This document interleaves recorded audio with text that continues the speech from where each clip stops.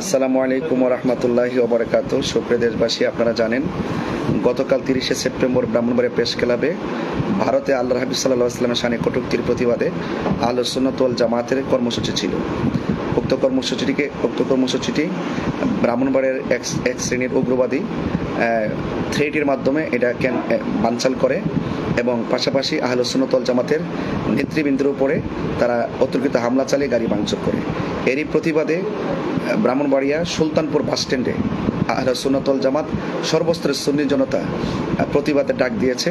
আপনারা সুলতানপুরের আশেপাশে এবং ব্রাহ্মণবাড়িয়া যেখানে আছেন, ইনশাল্লাহ সকলেই ইমানি চিত্তে উগ্রবাদীদের বিরুদ্ধে এবং যারা উক্ত প্রোগ্রামটিকে বানচাল করেছে এবং আহলে সুন্নাত ওয়াল জামাতের নেতৃবৃন্দের উপরে আক্রমণ করে গাড়ি ভাঙচুর করেছে, তাদের প্রতিবাদ জানাতে আপনারা